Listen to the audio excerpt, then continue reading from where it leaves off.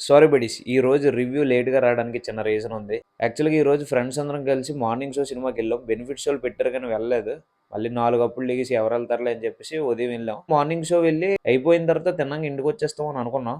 కానీ plan change అయిపోయిందనమాట. Cinema చూసిన తర్వాత తిన్నంగా రెస్టారెంట్‌కెళ్ళాం. రెస్టారెంట్‌లో గట్టిగా లాగించి ఇంటికొచ్చేసరికి సాయంత్రం అయిపోయింది. సో, అందుకే రివ్యూ లేట్‌గా ఇస్తున్నాను. సారీ బడీస్ ఏమనుకోకండి. మరి ఏంటి ఈ సంక్రాంతి సినిమాకి ఒక వైల్డ్ బిర్యానీ పెట్టిందా? పెట్టలేదా?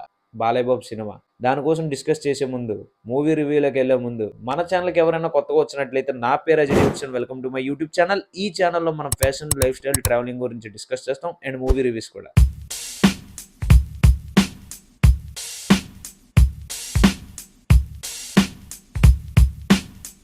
ఫస్ట్‌గా నేను ఇంప్రెస్ అయింది ఏంటంటే సినిమాకెళ్ళిన వెంటనే ఏదైతే నేను ఫస్ట్ టీజరు, ట్రైలరు వచ్చిందో అప్పుడు చూసినప్పుడు నా మైండ్‌లో ఇదే తిరుగుతుంది. ఒక రొటీన్ రొట్ట లోడింగ్. అదేంటంటే ఎప్పుడులాగే బాలయ్య బాబు అదే గుర్రం మీద మీరు టీజర్‌లో చూస్తారు కదా! గుర్రం మీద ఆ బ్లాక్ బట్టలు కొమరం 'త్రిబుల్ ఆర్' సినిమాలో ఎన్టీఆర్ లాగా ఆ గెటప్ కొమరం భీముడు గెటప్ ఏసుకొని సంథింగ్ ఏదో పీరియాడిక్‌లో సంథింగ్ ఏదో ఉంటది. బాలయ్య బాబు ఇలాగ ఊరికి ఫస్ట్ దొంగోడు. ఇలా ఊరికి మంచి చేయాలని చెప్పి సంథింగ్ ఇలా మంచోడైపోతాడు. ఆ ఊరికి మంచి చేస్తున్న టైంలో విలన్స్ వచ్చి చంపేయడం సంథింగ్ ఏదో ఎయడం. మళ్ళీ తర్వాత జనంలోనే యంగ్ బాలయ్య పుడతాడు. పుట్టిన తర్వాత ఆ విలన్స్ ఈళ్ళందరిని పగ తీర్చుకుంటాడు. ఆ ఊరిని సేవ్ చేస్తాడు. ఈ ఈ పాప ఏదైతే ఉందో మీరు టీజర్‌లో చూసారు కదా! చిన్న సెంటిమెంట్ పెడతాడు. ఇలా రొటీన్‌గా ఉంటదనుకున్నాను. ఎవరురా నువ్వు ఇంత టాలెంటెడ్ ఉన్నావు? అస్సలు అలా లేదు.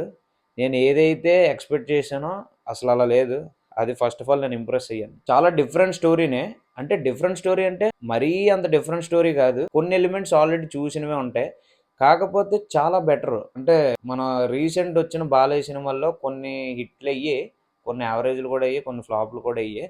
వీటితో కంపేర్ చేస్తే ఈ స్టోరీ చాలా నెక్స్ట్ లెవెల్‌గా ఉంది. అంటే బాలయ్య బాబు సినిమాలు తెలుసు ఎప్పుడూ ఒకేలాంటి స్టోరీలుంటాయి. కానీ ఇది కంప్లీట్‌లీ డిఫరెంట్ అనమాట. ఒక్క స్పాయిలర్ కూడా చెప్పను. సింపుల్‌గా చెప్తాను. ఒక చిన్న ఎడారి ఉంటది. ఆ ఎడారిలో ఒక ఊరుంటది. ఆ ఊరిలో ప్రజలకి వాటర్ సమస్య బాగా ఉంటదనమాట. కొంతమంది రౌడీలు వీళ్ళు అక్కడ ఏదో మైనింగ్ చేసుకోవడం సంథింగ్ చేసుకొని ఏదైతే ఈ ఊరిలో జనాలు ఉన్నారో వాళ్ళందరినీ కూలీలుగా వాడుకుంటారు. సో, వాళ్ళకి వాటర్ కూడా దొరకనీయకుండా అలా యూజ్ చేసుకుంటారనమాట. అంత పెద్ద సమస్యలో ఉన్నప్పుడు చాలామంది ఇంజినీర్స్ వస్తారనమాట. అందులో చాలామంది అమ్ముడుపోతారు విలన్స్‌కి. సో, దాని తర్వాత ఒక మంచి ఇంజినీర్ వస్తాడు. ఆ మంచి ఇంజినీర్‌కి ఈ ఊరు అసలు ఎలా తెలిసింది? ఎవరి వల్ల తెలిసింది? అదే ఒక పెద్ద ట్విస్ట్ అనమాట. సో, అది నేను మీకు ఎక్కడా చెప్పను. మీకు స్పాయిలర్ అయిపోద్ది. సో, ఇందులో బాలయ్య బాబుది 2 వేరియేషన్‌లు ఉంటాయనమాట. Full mass entertaining. Balayya acting కోసం నేను కొత్తగా చెప్పాల్సిన అవసరం లేదు. ఒక్కొక్క డైలాగు, ఒక్కొక్క ఎక్స్‌ప్రెషన్ సూపర్ అసలు మైండ్ బ్లోయింగ్. డెఫినెట్‌గా ఒక వింటేజ్ బాలయ్యని చూసినట్టు అనిపిస్తది. ఒక సింహ లెజెండ్ ఏదైతే మనం ఆ సినిమాల్లో బాలయ్య బాబు చెప్పిన డైలాగులు చూసి ఎంజాయ్ చేస్తాం, విజిల్లేస్తాం. అలాంటి వైబ్ అయితే వస్తది నేను పక్కా గ్యారంటీ. విలన్స్ కూడా ఏం తక్కువ కాదు. బాబీ డియోల్ అయితే విలన్‌గా సూపర్‌గా ఉన్నాడు. అండ్ బాబీ డియోల్‌తో పాటు ఇంకో ఇద్దరు విలన్స్ ఉంటారనమాట సైడ్ విలన్స్. వాళ్ళిద్దరిని కూడా కరెక్ట్‌గా యూజ్ చేసుకున్నారు. చాలా పవర్‌ఫుల్‌గా చూపించారు. ఆళ్ళు వచ్చేటప్పుడు కూడా బీజీఎంలు ఒక ఇరప్షన్ లాగా వస్తాయన్నమాట. అసలు తమనైతే తమన్ డ్యూటీ చేసేసాడు. తర్వాత ఇంకా హీరోయిన్స్ విషయానికొస్తే 'ఊర్వశి' అండ్ 'ప్రగ్యా జైస్వాల్' ఉంది. ఇద్దరు చేశారు. కానీ 'ఊర్వశిని' ఫస్ట్ హాఫ్ అంతా అలాగేదో సంథింగ్ చిన్న మెయిన్ లీడ్‌లా చూపించి సెకండ్ హాఫ్‌లో కూడా ఉంటుందనుకున్నాను లాస్ట్ వరకు. సెకండ్ హాఫ్‌లో అసలు కనే కనిపించదు 'ఊర్వశి' ఏమైందో కూడా తెలీదు. ఆ డైరెక్టర్ బాబీ కొల్లికే తెలియాలి. ఇంక 'ప్రగ్యా జైస్వాల్' కూడా ఇచ్చి పడేసింది యాక్టింగ్. మీకు తెలిసే ఉంటది. బాలయ్య బాబు పక్కన సూట్ అయిపోద్ది. అండ్ ఈ సినిమాలో 'శ్రద్ధ శ్రీనాథ్' కూడా ఉంది. తను హీరోయిన్ కాదు. చాలా ఇంపార్టెంట్ రోల్ చేసింది. తన గురించి నేను ఒకటి కూడా చెప్పను. ఎందుకంటే ఒక్కటి చెప్పినా కూడా స్పాయిలర్ లాగా అయిపోద్ది మీకు.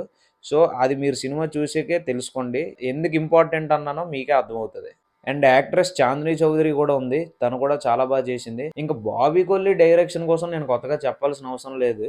ఒక్కొక్క సీను మైండ్ బ్లోయింగ్ అసలు. డైరెక్షన్ అయితే బావుంది గానీ కొన్ని మిస్టేక్‌లయితే ఉన్నాయి. అదేంటంటే సినిమాలో ఏదైతే ఆ చిన్న పాప క్యారెక్టర్ ఉందో, ఆ చిన్న పాపకి కొంచెం ఓవర్ మెచ్యూర్ డైలాగ్స్ ఇచ్చేశారు. అదే కొంచెం చూసుకోవాల్సిందే. మిగతాదంతా బావుంది. కాకపోతే ఆ పాప మాట్లాడే డైలాగులకి, ఆ పాప ఏజ్‌కి అసలు సంబంధం ఉండదు. సీజీఐలుంటాయి animals. Cheetah and fox something ఏదో ఉంటాయి. కొంచెం పర్లేదు రియలిస్టిక్‌గానే ఉంది. మరీ సీజీఐలు వాడారు పర్లేదు. ఇంక తర్వాత బాగా గూస్ బంప్స్ తెప్పించే సీన్‌లు ఒక్కొక్కడికి ఇంటర్వెల్ అయిపోయిన తర్వాత ఒక ఫైట్ సీన్ ఉంటది. Action scene. బుర్రపాడు సీన్ అసలు. థియేటర్‌లో శవాలు లేస్తాయి. అంత రేంజ్‌లో ఉంది.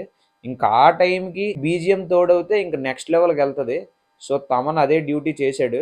ఒక రేంజ్లో ఉంది ఆ సీన్ అయితే. ఒక్కొక్కడు మామూలుగా అరవలేదు థియేటర్లో. తమన్ మ్యూజిక్ అయితే సూపర్, అసలు బాగుంది కాదనట్లేదు. కాకపోతే చాలా లౌడ్ మ్యూజిక్ భయ్య.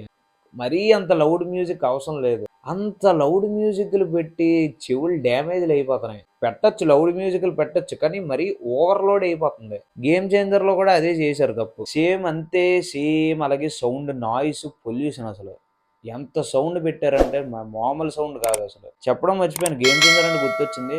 యాజ్ అ రామ్ చరణ్ ఫ్యాన్గా గేమ్ చేంజర్ మూవీ నాకు బిలో యావరేజ్గానే అనిపించింది. నాకు అంత ఏం అనిపించలేదు. కాకపోతే కావాలని కొంతమంది రామ్ చరణ్‌ని టార్గెట్ చేసి డిజాస్టర్ టాక్ కావాలని చేస్తున్నారు. ఓన్లీ మన తెలుగు వాళ్ళే కొంతమంది ఇలా చేస్తున్నారు. కానీ అది చాలా తప్పు. గేమ్ చేంజర్‌లో చాలా సీన్స్ బాగున్నవన్నీ రామ్ చరణ్ పర్ఫార్మెన్స్ కోసం చూడొచ్చు తెలుసా సినిమా. కావాలని ఎందుకు నెగెటివ్ చేస్తున్నారో తెలీదు. నేను ఒప్పుకుంటాను, స్టోరీ అండ్ నరేషన్ అయితే చాలా ఔట్‌డేటెడ్‌గా ఉంది. కానీ ఆర్‌సీ పర్ఫార్మెన్స్ అండ్ ఇంకా కొన్ని ఉన్నాయి. మీరు ఎవరైతే నా గేమ్ చేంజర్ రివ్యూ చూడలేదో ఒకసారి చూడండి. నేను ఏదైతే చెప్పాలనుకున్నానో మొత్తం అంతా చెప్పాను. అండ్ నన్ను ఎప్పుడైతే తిట్టుకోకండి, 'డాకు మహారాజ్' రివ్యూలోని ఇదెందుకు చెప్తున్నావు అని అనకండి. అంటే జస్ట్ మీకు చెప్తున్నాను, అలాగా కావాలని మన హీరోస్‌ని అలా నెగెటివ్ చేసి మాట్లాడకండి. సినిమా స్టోరీ బాలేదనండి, అది బాలేదనండి ఒప్పుకుంటా. కానీ ఆర్‌సీ పర్ఫార్మెన్స్ కూడా కొంతమంది బాలేదు అది ఇది అని చెప్పి కావాలని అబద్ధాలు. అది మాత్రం తప్పు, నేను ఒప్పుకోను. ఇవన్నమాట ఆ తమన్ లౌడ్ ఓవర్‌లోడ్ బీజీఎం ఒకటేను, ఇంకా చిన్నపిల్ల కొంచెం ఓవర్ మెచ్యూర్ డైలాగ్స్. ఈ 2 మిస్టేక్స్ తప్ప సినిమాలో పెద్ద మిస్టేక్స్ ఏమి లేవు. సినిమా చాలా బాగుంది. సంక్రాంతికి మంచి బిర్యానీ పెట్టాడు బాలయ్య బాబు అందరికి. ఖచ్చితంగా ఫ్యామిలీస్‌తో చూడొచ్చు ఈ సినిమా. కిక్కురా kick. And cinematography and editing అయితే నెక్స్ట్ లెవెల్‌లో ఉన్నాయి. చాలా బాగుంది. ఎలివేషన్ సీన్స్ గానీ, ఆ ప్రొడక్షన్ వాల్యూస్ గానీ అవన్నీ కనిపిస్తున్నాయి. అండ్ 'ఊర్వశి'తో ఒక సాంగ్ ఉంటది. ఆల్రెడీ యూట్యూబ్‌లో కూడా వైరల్ అవుతుంది. ఇన్‌స్టా మీమ్స్‌లో కూడా వైరల్ అవుతుంది. సాంగ్ అంతా బానే ఉంది. స్టెప్పులన్నీ బానే ఉన్నాయి. కొరియోగ్రఫీ అంతా బానే ఉంది. ఆ 'ఊర్వశి' బ్యాక్‌ని కొట్టడం ఏంటి భయ్యా! అది కొంచెం ఓవర్‌గా లేదు. కొంచెం క్రింజ్‌గా లేదు. అసలు 'శేఖర్ మాస్టర్' ఏంటో మరి. మరి ఇంక అది చెప్తే మళ్ళీ ఎందుకు ఆ కాంట్రోవర్సీ టాపిక్‌లు అవన్నీ. సో, ఓవరాల్‌గా మూవీ అయితే super hit. Sankranti super hit కొట్టాడు బాలయ్య బాబు. ఖచ్చితంగా అందరూ ఎళ్లి చూడండి. మిస్ అవ్వకండి. ఇంక వీడియో నచ్చితే లైక్ చేసి, షేర్ చేయండి. అలానే ఇప్పటివరకు ఎవరైతే మన ఛానెల్‌ని సబ్స్క్రైబ్ చేసుకోలేదో please do subscribe and click the bell icon. See you in the next video buddies. Signing of.